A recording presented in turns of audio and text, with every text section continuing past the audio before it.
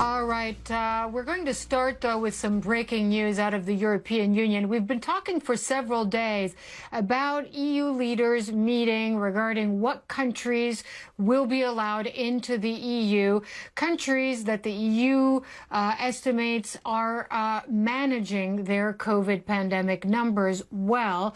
Now, there is a decision that is made, and our Fred Pleitgen is in Brussels with more on that. I understand the EU has established a list confirming the U.S. that U.S. citizens, though, are not on that list, confirming the countries that will be allowed into the EU. Tell us more, Fred. Yeah, you're absolutely right, Hala. And this list came out really just a couple of minutes ago, so it's pretty hot off the printing presses, if you will. And there are indeed 15 nations on that list where the EU deems that it's safe to allow citizens from those countries back into the European Union. There's some interesting things on that list. For instance, China is on the list, so Chinese will be allowed to come back to the European Union. But the EU is saying that there needs to be reciprocity, that China also needs to allow EU citizens or citizens from EU countries back into China as well. And then we get to the whole complex of the United States, which of course has been talked about a lot over the past couple of years. The United States did not make the list. But then if you look at the list very carefully, there are a lot of countries on that list who are significantly less wealthy than the U.S. and whose healthcare systems also are a lot less well-funded than that in the U.S. For instance, Algeria, Georgia, Montenegro, Morocco, Tunisia, Rwanda, and Serbia have all made the list because they essentially are deemed by the European Union to have to dealing better with the coronavirus pandemic, to being more efficient at beating back the coronavirus pandemic than the United States. And of course, Hala, one of the things that EU officials have been saying time and again is that all of this has nothing to do with politics, that all this is only due to scientific criteria. They want to see the number of new infections going down in these countries. They want to make sure that all that is pointing in the right direction. And right now, with the surges that we're seeing in the United States, we've been talking about the curve of new infections in the U.S. That simply isn't the case. And so therefore, American travelers who we always have to point out are extremely important for tourism here on the European continent are going to be lumped in with, for instance, travelers from Brazil and from the Russian Federation and will not be allowed back here to Europe at this point in time, Hala.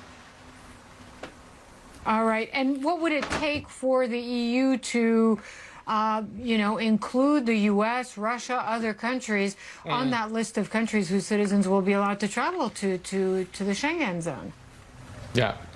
Well, but there's several criteria that are out there. On the one hand, it's the number of new infections with the coronavirus per 100,000 of the population. That's something that needs to be below a certain threshold. And generally, the European Union is saying, again, that all of these are scientific criteria, but in general, the amount of new infections needs to point downward. That means that there needs to be fewer people who are getting new infections of the coronavirus, and that needs to be a significant trend going on for at least 2 weeks. Now, of course, at this point in time, if we look, for instance, at the United States, that simply is not the case, and therefore the U.S. is going to have to wait. Now, the EU says that this decision is going to be looked at again every 2 weeks. They're going to take a look once again and see whether or not other countries can be included. So certainly there is a chance that American travelers can come back, but the situation in the U.S. certainly does need to change. And one of the things that I've been hearing, Hala, as I've been speaking to European officials in European member states, a lot of them are actually quite concerned about the coronavirus situation in the United States,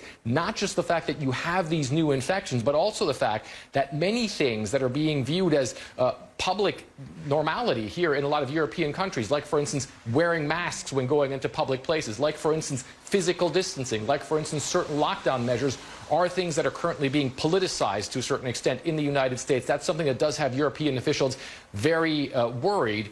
And so, therefore, at this point in time, the scientific criteria is telling them that U.S. travelers simply can't be let back into the European Union at this point in time. But they also do have quite a worrying eye at the development of the pandemic in the United States as well, and all that that means for the recovery from the pandemic, but also the economic recovery globally from the pandemic as well. Hala.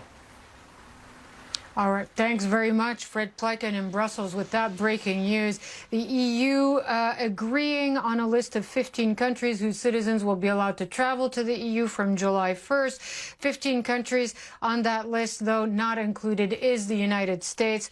And My understanding is that the EU will review, possibly update that list every 2 weeks. But for now, the U.S. is not on that list of 15 countries, which includes Algeria, Australia, Canada, Japan, New Zealand, among others.